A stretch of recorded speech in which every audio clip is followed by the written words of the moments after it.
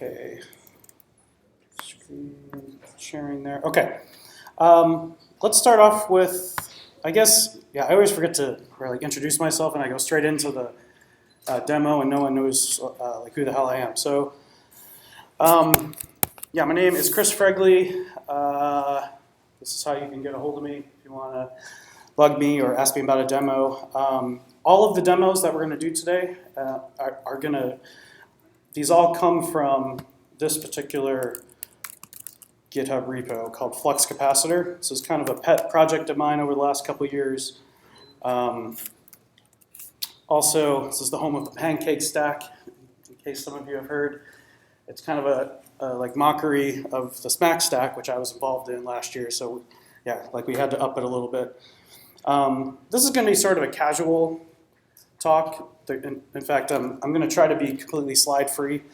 I did take snapshots from the slides and put them in the actual notebook where they're relevant, so we have kind of a flow. But I'm just so tired of PowerPoint. That's all I did, like all of the really 2015 and the beginning part of 2016. So, and I think people appreciate demos, right? You want to see code, yeah. All right. So this is, just to give you guys context, this whole stack, the Pancake stack / Flux Capacitor. I use this for like training events and workshops, things like that. There's a couple workshops that are coming up, one in Seattle, one in San Francisco.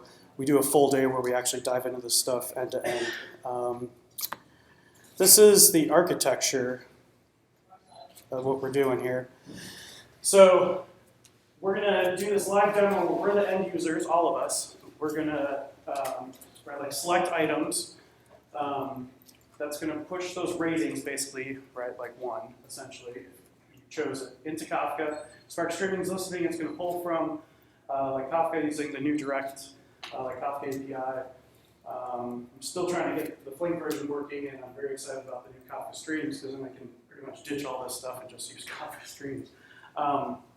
That's coming out, I think, in the next version of Kafka 0.9 or 0.10 or whatever. We're going to store the ratings in Cassandra.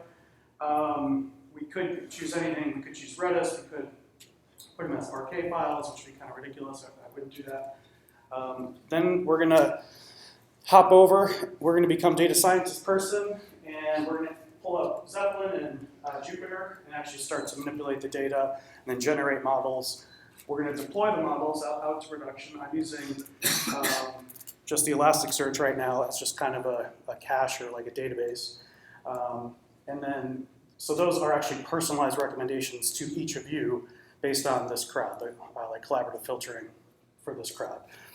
So the cool thing too is that if I use Elasticsearch, right, like the other reason I chose it is that there's a nice clean REST API, so I don't have to write a lot of code. I can just write some quick JavaScript, get me the recommendations for your user ID, and it'll pull them up. So this is what we're going to build. This is typically like an 8-hour like workshop, but we're going to smash it down into 40 minutes or 50 minutes here. Yeah, so more about me. I just left the IBM Spark Tech Center about, I think, like 3 weeks ago. Back out on my own. I own the like domain name Flux Capacitor. I've owned it for like 15 years, and yes, as Holden knows, I'm kind of a domain name, I don't know, hoarder, I guess. So yeah, we're going to bring AI back to the future, right? This shit was popular in the 80s and 90s. Right, like I was like 8, so we're going to bring it back. What this means essentially is we're specifically focused on the serving layer. This is kind of the sort of like bastard child of like machine learning. You can build these models really easily. Spark does it really well. Right, like Theano, right, like TensorFlow models. But then what do? Right, you have to like deploy them somewhere. Yeah, so pretty much every company has built their own serving layer, right? Like Netflix has built it. I'm sure Uber and like all these guys have their own. And the trick is being able to deploy multiple models, different versions, being able to roll back versions, being able to A/B test, right, like compare results. And right, like down to the JVM level, this is right, like tearing down class loaders and keeping things isolated. And there's just a lot of stuff that people, and yeah, I'm very surprised, right, like have not built this yet. There's a couple projects that are similar. There's a project called Oryx. That's the Sean Owen project, the guy from Cloudera. That is basically pretty much this, but very specific to Spark. And I think it's still back on Spark 1.3 or 1.4 or something.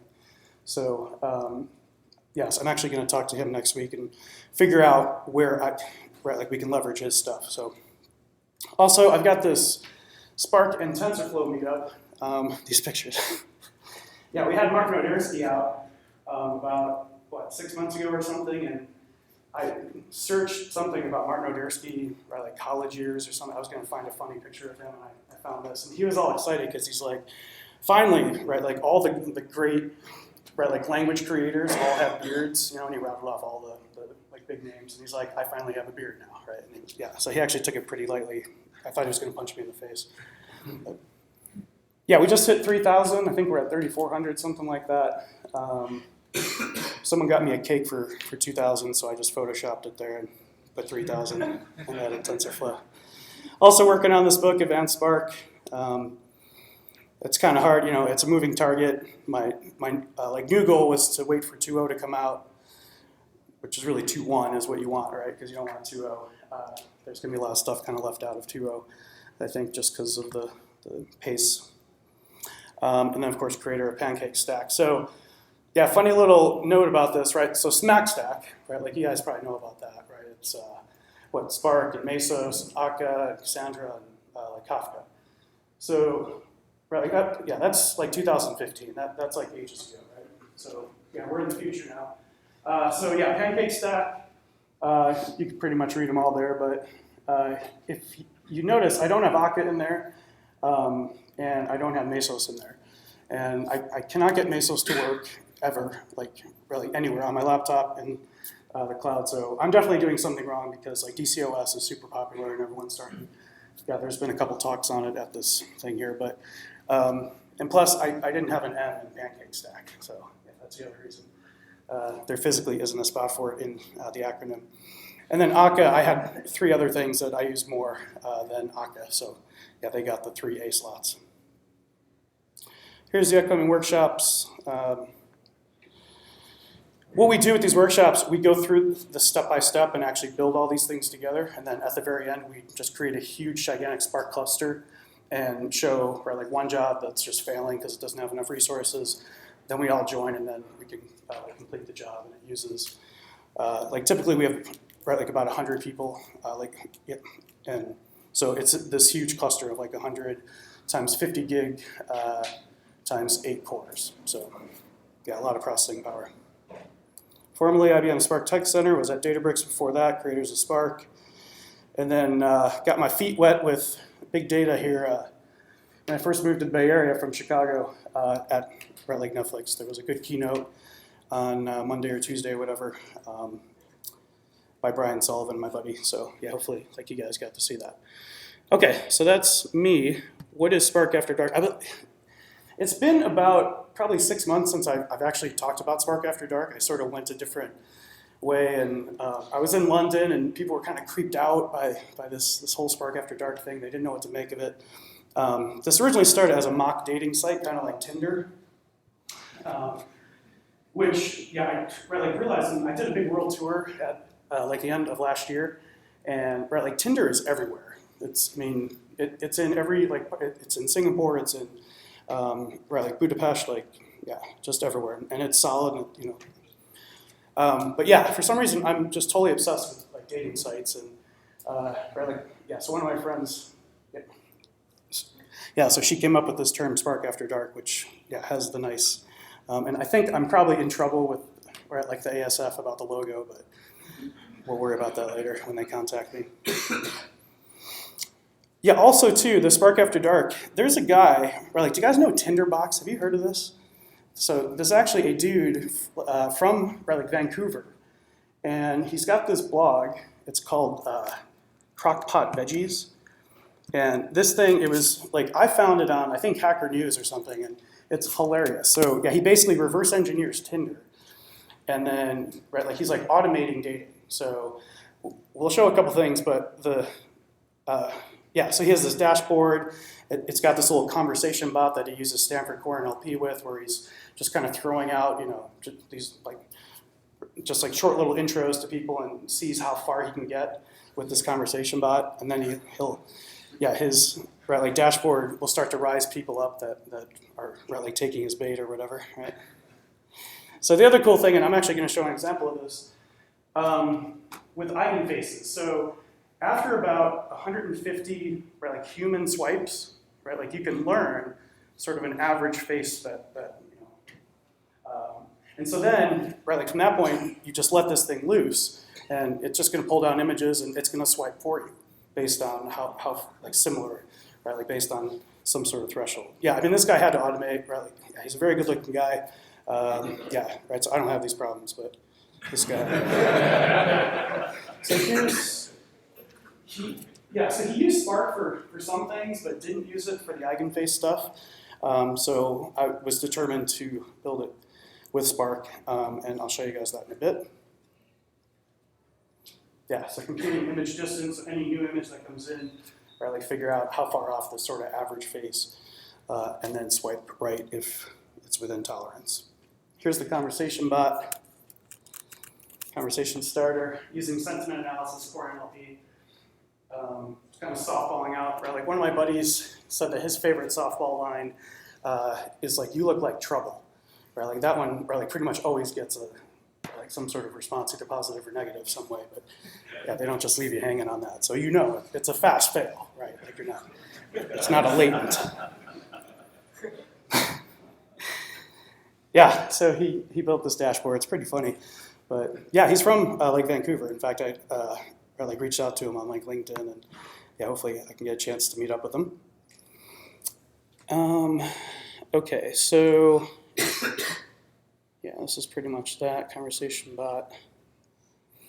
One thing I'm currently working on, and you're not going to see a demo of this today because I don't have it working, is true online model training.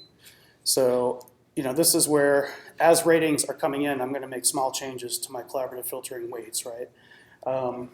This is it's so obviously needed, and so many people want to do this. And I'm a few lines of code away, but basically using Spark streaming and then just making small changes, right?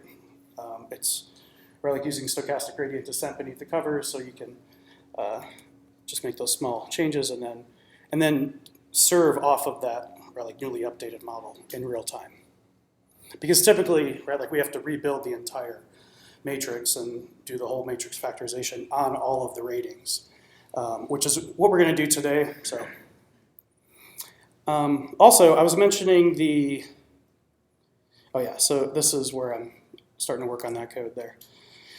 Fault tolerance recommendation serving. This is pretty much what flux capacitor is going to spend its time on. So I'm not sure if you guys have seen Hystrix, the circuit breaker by Netflix open source.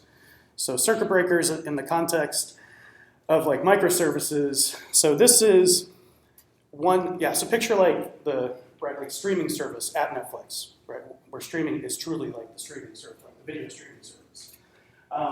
When you log in, you want to get certain things. I don't see it here, but you want to get a personalized view to show the user, right? They're not just showing box art for the sake of box art. This has actually been calculated offline. They want to serve up those recommendations. So each edge service, which is what the streaming service was, meaning it was device-facing, depends on all of these different services. One of which, here's the AV testing service there. This is getting the subscriber just info. There's a geo service that can tell where they're coming from.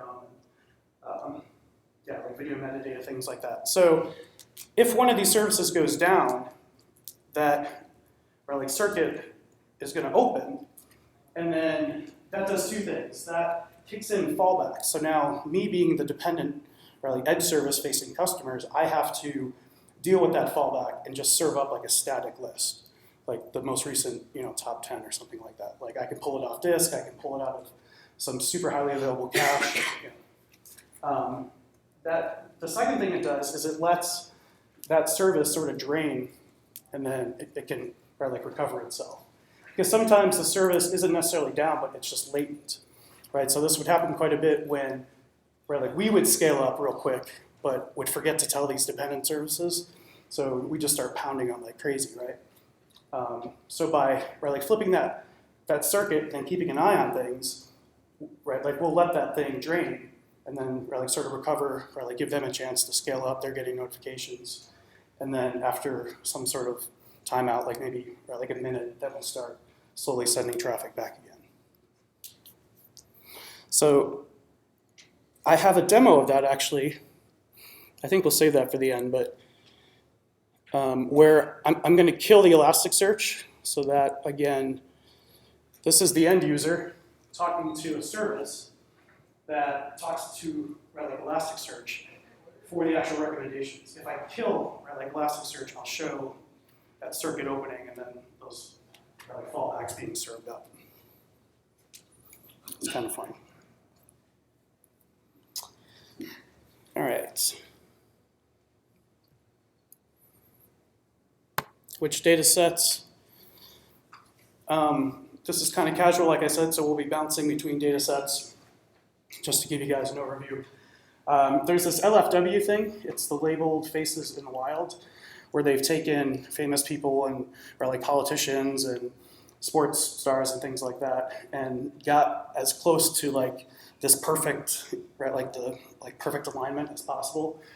That's kind of what you have to do when you're like doing it this way versus using like what's termed like convolutional neural nets and things like that, where you can actually like sort of adjust for any kind of angles and head tilts and things like that. So this is kind of a godsend of there's about 13,000 images. I think about maybe 1,500 people, something like that. And then I've got this like dating site data set that's just totally anonymous. It's from a Czech like dating site. It was someone's PhD they were doing, and they somehow got a hold of it. They made it open.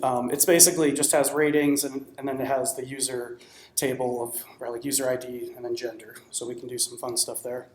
Of course, Movie Lens. Coming from Netflix, I needed to work in movies in here somehow. Movie recommendations.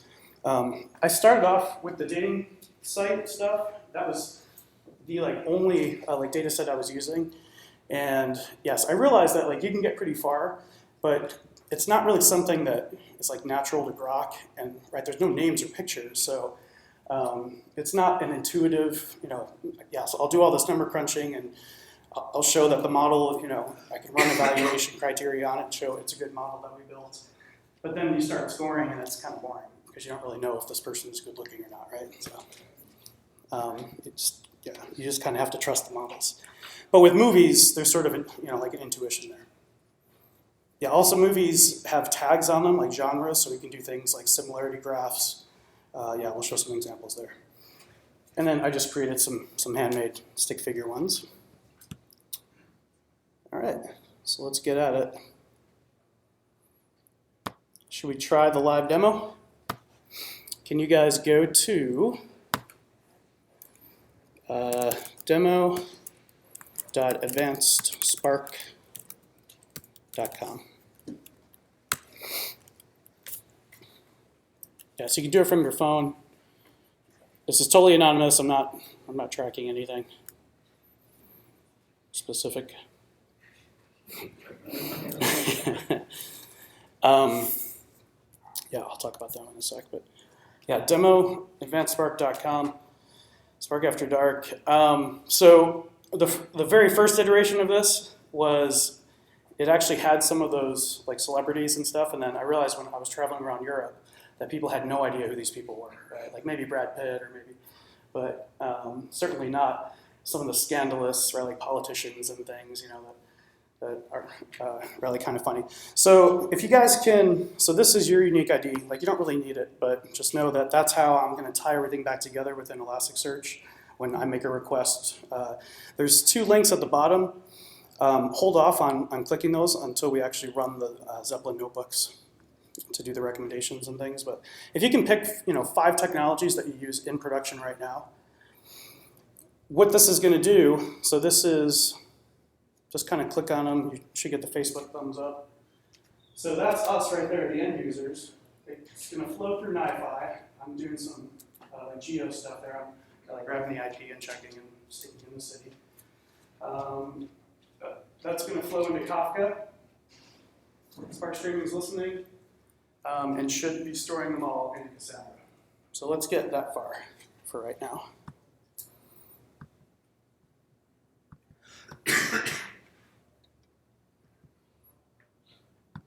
Okay, and Pancake.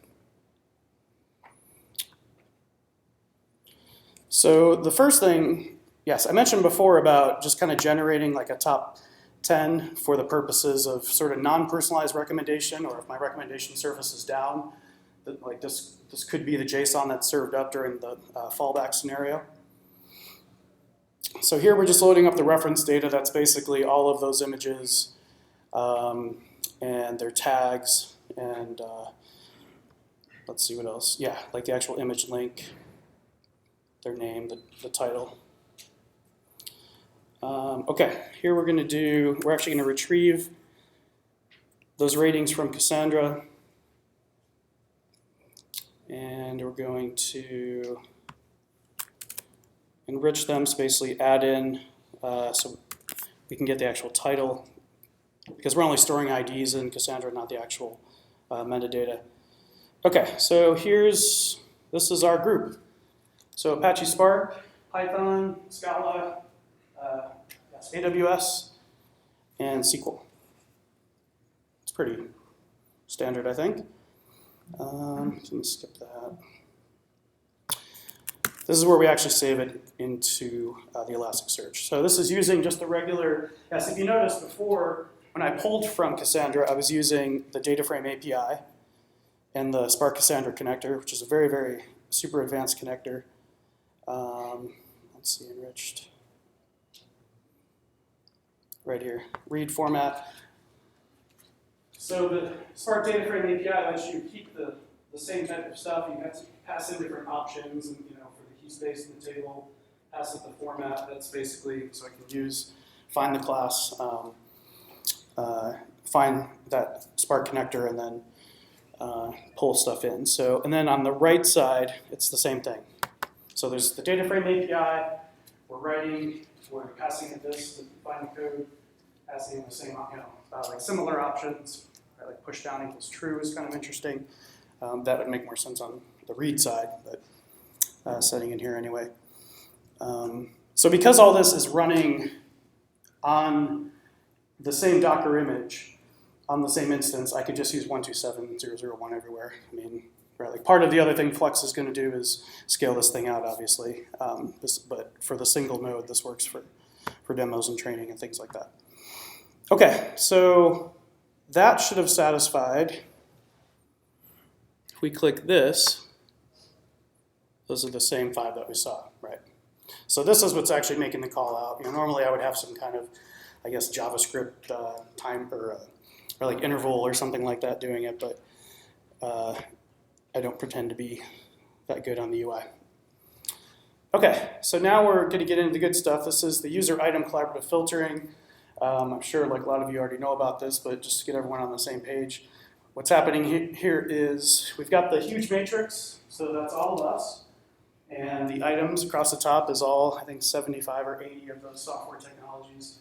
This is going to be very sparse. There's a little bit of a mistake here in that I'm putting zeros in there.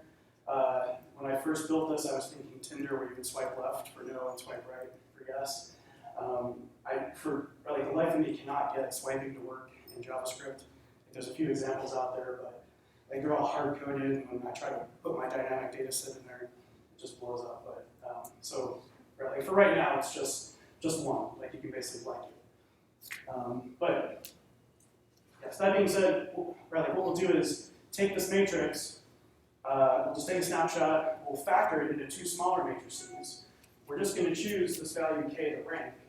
This is the intuition here is that this is the number of hidden features, like latent features that are buried inside of this collaboration that help to describe that that whole matrix. So k, you basically want to play with that, just like you would with k-means clustering. You would just keep playing with it until things start to pop out, right? Like a human can like make sense of it. So from a movie standpoint, for example, this is where Netflix gets those like, it's like super crazy like genres where it's like gory Canadian films targeted for people between the ages of, or like 16 and 20, something like that. It's from this, right, sort of analysis. Because this is like basically pulling out clusters or dimensions or features that you wouldn't know about. And then the other thing that we'll do right after this is we're actually going to take each of these and run clustering on it. So now I'm representing items. So each item is now represented by this smaller ranked like matrix. And so now, I can do clustering on this. I can basically find similarities within this particular matrix, not that huge matrix, not using genre, right? Like not using things that are like obvious on these items, but they're actual like representation here in this collaborative. Okay, so let me run this.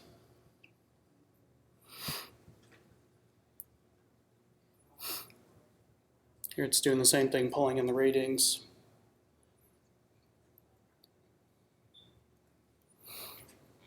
So this is, right, like that part at the top, that sort of last part I was referring to, is sort of not very well documented or like discussed, but this is super duper powerful, right?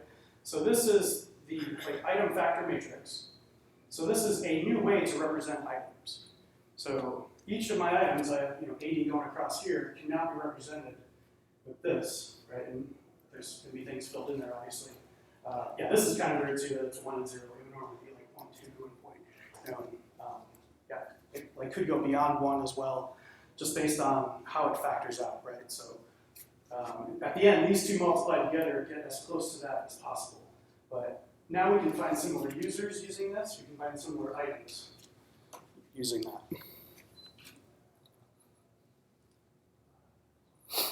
Okay, it's writing to Elasticsearch.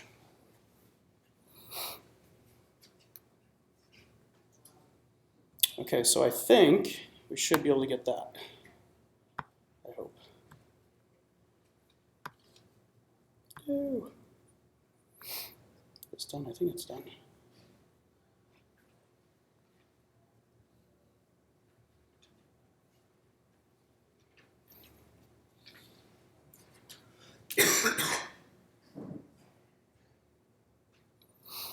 All right.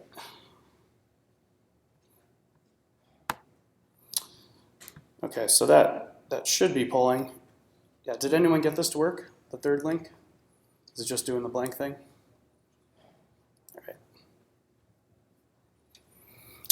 All right. Okay. So let's keep going. We'll do. So this is where we're going to find similar users. I just have a note for myself. This depends on previous notebook. I think we'll still be able to move forward, even though that JavaScript is a little hokey. So this is where I'm giving it this user ID, 12663. I could give it actually my own. Let's see, 53.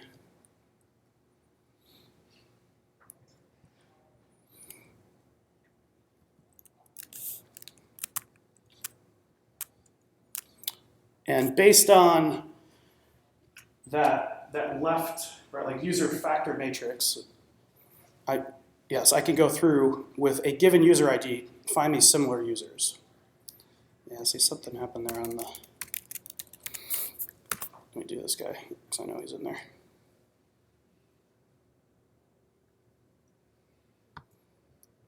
All right, let me run this one more time.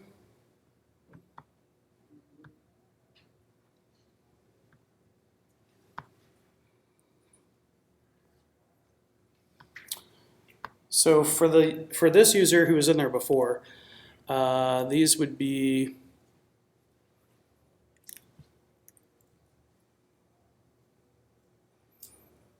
these are the similar users based on this collaboration, right?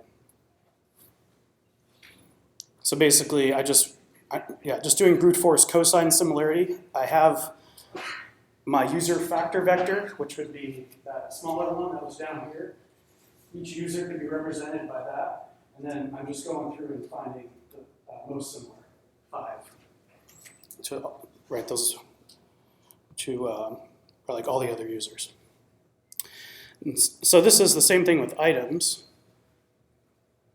So this is how we can do item-to-item recommendations.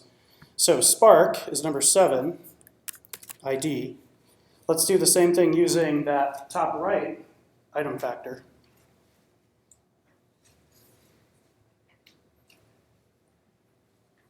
And we see we've got Yarn, Spark Streaming, Cassandra, MongoDB. Let's see, there's some new ones from today. Spark Streaming, XML, yeah, Zookeeper. Okay, that makes sense.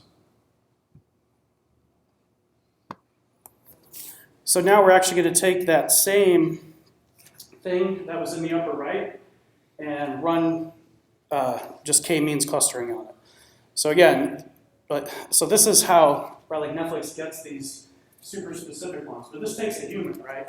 It takes changing that value of k for like a bunch of times and then looking at that, like what's actually coming out. So yeah, here's the Canadian revenge movies, sentimental movies about horses for ages 11 to 12.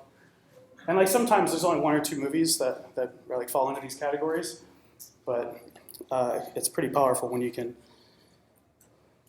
find these based on these hidden features that describe that data. So I don't think we're actually going to run this, but this was an example from before, cluster ID 0. Let's see, we can look at a different.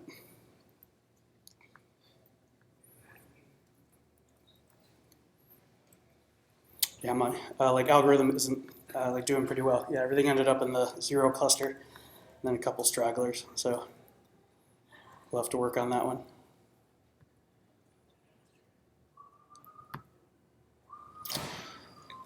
Riley, have you guys used any of these approximation methods, or like probabilistic type things, like hyperlog? Cool. With Redis, have you used it, or? React. Got it. Okay. Yep. Yeah. So React has it. Redis has it. There's this library, Twitter Algebra. That's one of the A's in Pancake stack.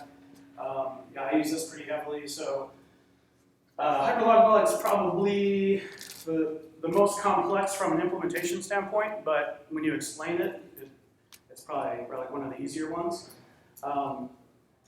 So there's this hyperlog structure. The whole point for these approximation structures, or like these probabilistic structures, is that they're super small. They carry with them a small amount of error, right? Sometimes less than like 1%, 0.81%, I think in this case. But they can hold a whole ton of data, and they're super fast to query. So if you guys have ever used Redshift, and if you're doing like a select count and you put the approximate, right, like keyword or whatever in front of it, that's switching over to the hyperlog implementation. So as data is coming into Redshift, or rather coming into Twitter Algebra, it's storing it in this smaller data structure and also putting it into the normal tables and things like that. But if you switch over to the approximate query, it can just inspect part of the smaller data structure. So I mean, this is small to begin with, but with this particular algorithm, you can actually just inspect a small portion, it's typically the beginning, and not have to actually go through the whole thing. Because, so as data comes in, it's being hashed. It's being hashed with this uniform distribution, right? So there's not that many algorithms that actually give you that, hashing algorithms, but that's the whole basis. So because you know this is uniformly distributed, you can just look at the first few items and then really get back an estimate. And then, yes, also, and I mean, this is on the order of seconds versus like 20 minutes. And yeah, it's like super lightweight. Similar kind of to like Bloom filters, also just the way when data comes in, it gets hashed, and then when you read it. But yeah, we'll talk about that in a sec. What's cool about these two is that you can have one. So this is per movie. You would have one structure, and then as users are watching, we're going to hash the user ID and spread it out evenly. So now we get to hour 2, which might need, so this is 32 versus 16 slots, right? These are the hash slots. This is a busier hour, maybe we're getting into the peak time. And it's the same idea, right? So it's going to be uniformly distributed. We can project out the rest. We don't need to scan the whole data structure. And then this is the best part, is that you can actually combine these. So if you're trying to roll up the first hour or the second hour, you just kind of take these, like put them down like these, a small amount of precision, but the same concept. You can just expect the beginning and then get your counts. So that's count distinct, is hyperlog log. Count min sketch, this is like a top K count. This is like, so this is an approximate count. So the use case here is we're tracking total views on a movie. For some reason I picked all Tom Cruise movies. Like, anyone seen Taps? It's like, that's from a long time ago, but it's like, yeah, one of Tom Cruise's first movies, and Sean Penn, and a few other people, I can't remember now. But, so as movies come in, right, the movie ID is being watched, we're going to hash it. Here we're going to hash it 3 times, or sorry, with 3 separate hash functions. Each one is going to produce this binary, the vector here, and it's going to map to one slot. So each row is one hash function. We're just going to, we're basically going to add one wherever we land. So here, this is slightly confusing, is that 2 top guns come in. Right, like 2 people just have to watch it at the same time. So 2 come in, we're seeding it with 1, 1, 1, 1, 1, 1. So now few good men comes in, the way its 3 hash functions end up, there's right, like overlap here. So now this appears to be watched 3 times, right? But yeah, we'll get, so yeah, basically add 1, add 1, add 1. Now taps comes in, just the way its user ID hashes, by these 3 hash functions. We're going to add 1, add 1, add 1. So let's overlap with a few good men. Yeah, here's overlap with top gun. Now on the get side, we're going to hash the same 3. It's going to now look at each of these and take the minimum, which is why it's count min. Because you can, right, so this particular data structure, you can really overestimate, but you can never underestimate. So the reason that you take the minimum is that there could be, or like collisions basically, where you've now like added, there's like overlap. So, and these data structures are small. I mean, look at this. Let's see. This is if I just use a regular Java list. That's what, like 5 megs or 4 megs, and it's really versus 310K. And these are fixed too, right? This is a fixed size data structure. So it's not going to be really infinitely bound where it's just going to be blowing heaps up left and right. Okay, and then probably the one everyone's pretty familiar with is the Bloom filter, but it's actually very similar to count min sketch. It's just, we're just doing zeros and ones, right? We're just flipping a bit wherever we land. So same kind of thing, right? The movie ID comes in, we'll hash it 3 times, we'll flip a bit, really each of these. And then on the get side, so I should have that over there as well, but there's going to be overlap here.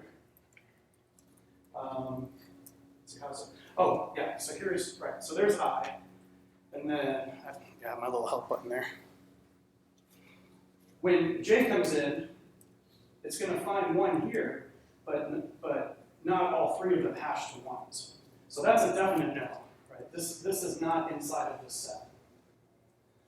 When we do this, we see all 3 of them, it's a maybe, because someone else might have flipped this bit, right? That like wasn't you. So it's right, like the same principle where it can overestimate, meaning it could potentially say that you're there, that it's in that set, but you can never underestimate, right? Like you can never, if it's not there, it's definitely not there.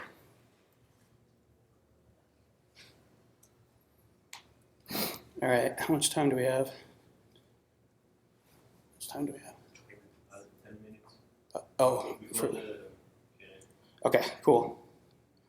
So let's get to the Eigenfaces stuff then. Yeah, so I'm obsessed with dating sites. I'm on like 5 of them. I was swiping people, yeah, right before you guys got here, making sure my portfolio is up to date. So a few different aspects to dating sites, and we'll jump into the cool one over here. But yeah, so we can use NLP, right, to sort of find similar profiles. That's like pretty basic, right? Find keywords, surface them up. Even just basic TF-IDF, you can get that. This is actually my profile. I have 2 sonic hairs, country music, right? So this could be like a 3 and 1 skip gram or something, where it's not country music together, but it's music and country. So yeah, I wear my Cubs hat all the time. Maybe you can infer I'm from Chicago or like sports or something like that. This is so that's more just kind of free-form text. This is categorical. So this seems like text, but obviously for like each of these is its own category. You want to use one hot encoding there so that each category isn't really better than the other, right? There's no sort of ordering, right, that's implied. So you want everything to be normalized so that they can be equally treated by the machine learning algorithms. And then we have eigenfaces. So this is what I was saying before, where you can sort of define the average face that is for your swipes. And then as new things come in, you can sort of auto-swipe. So let me just get right to it. Well, here we're actually pulling in these images. So yes, I'm using, there's like a Java X, there's some kind of like old school swing utility that actually does a pretty good job. So I'm using that. It's buried behind this sort of helper method here, but I'm converting these images into pixels, right? Like and I'm scaling them, and I'm scaling them down because they come in at 250. I'm scaling them down to 50 by 50, and then I'm changing them to grayscale just to simplify these calculations. So that's happening here, and then converting it into the Spark MLlib stuff so we can pipe it in. And let's see. Yeah, here's the scaling going on. We're just scaling with mean, not the standard, like deviation. Scale. Here we're calling compute principal components. So we're getting sort of the top, I think, yeah, I'm doing 8 here.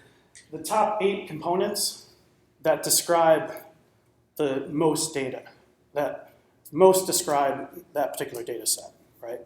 So one thing I've done is I pulled in every image, so I think it's 1,300 images, and I'm finding the top 8 principal components that describe all 1,300.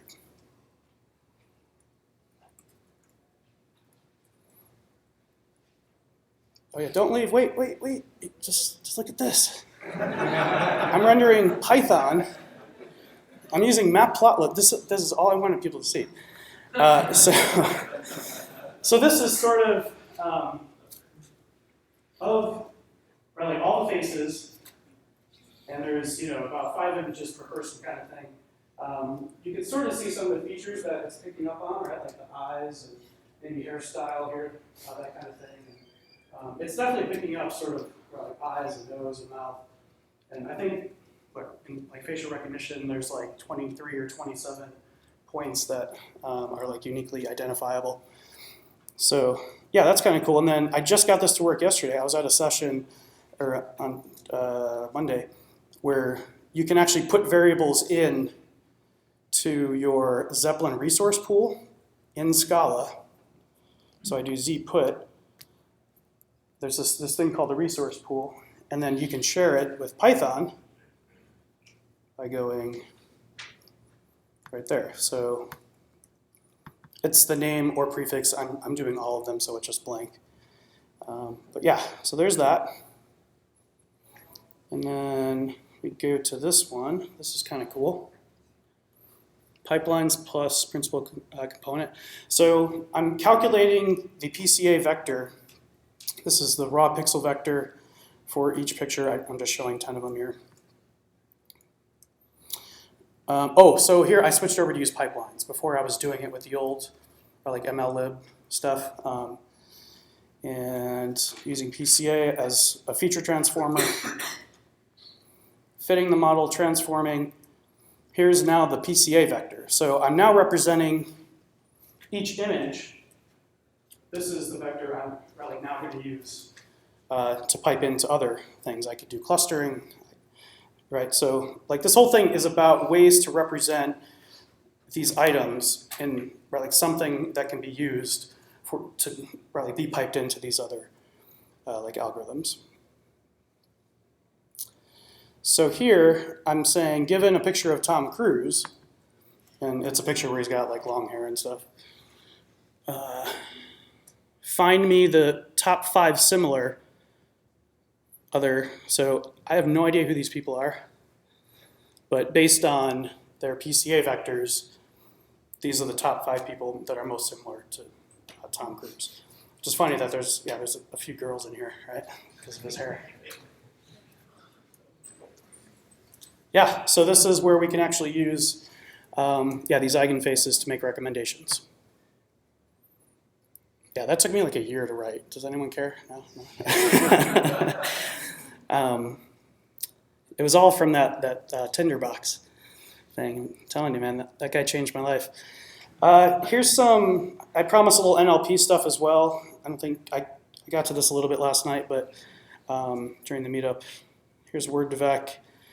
So Word2Vec is, it's sort of a shallow neural network where the like MLlib version, the Spark ML stuff uses the like skipgram model, where you're basically trying to define words by their context, right? So kind of scanning across. And so you can find synonyms is the only feature right now. So I took a corpus of 100 country songs. I'm a big country music fan. And piped it in here and finding synonyms on the word truck. You can see where like likes his truck, maybe lose the truck. If you do love, you see NASCAR. It's my favorite. Miss, yeah, love and miss, I guess. I think I did one more. Yeah, God, shame, burr. Yeah, I don't know what burr's all about. But sound, proud, yeah, that kind of thing. What's funny about the country music song or like corpus is that, I'll show you an example of how I'm doing my stop words, words that are of really very little value. But we've got like your Boondocks kept showing up. I was like, I don't see any more Boondocks out here. Not in my data set. Ain't, things like that. Ain't no, is actually positive from a sentiment analysis standpoint. Things like that. So I had a sentiment demo here that is actually using the Spark, so it's Spark ML with the Stanford Core NLP plugged in as a Spark ML pipeline component, just a feature transformer. And I haven't run it in so long, and I tried to run it even this morning, and I still couldn't get it to work. But the moral of the story here is that country music is depressing and is not happy from a Stanford Core NLP standpoint. It was like 98 like negative and 2 positive or something like that. But the like pie chart's pretty cool. I actually have a picture of it here somewhere I could pull up. Here's a text classifier. Zoom back out. Doing this text classification is actually trickier than you would think. Like you have to do all these string indexers so that you can keep track of those categories, right? So there's a feature indexer, then there's like the actual label indexer. Like whenever I have to do this, I always have to go back to this example and see what the hell I did. And then, so this is the actual pipeline. You have a tokenizer, a stop word tokenizer, TF, IDF, category indexer,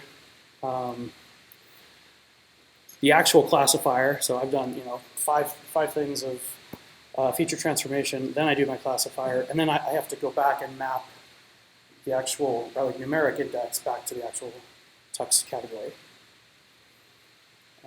It's multi-class evaluator.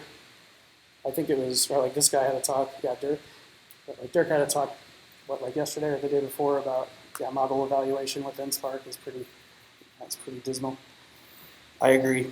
It's a little wonky. Here's an example I just made this kind of the big mama example here. We're doing cross-validation, we're doing grid search. So each of these transformers has, oh, is it done? Is it over? Yeah, has these hyperparameters and trying to figure out which hyperparameters are the best. Yep. Okay, so I guess we can wrap it up. Any quick questions before we finish? You can find me after too. I'm sure, yeah. Yeah. I'm sure he's available. Okay, so let's thank Chris for a great Thank you. Thanks for having me.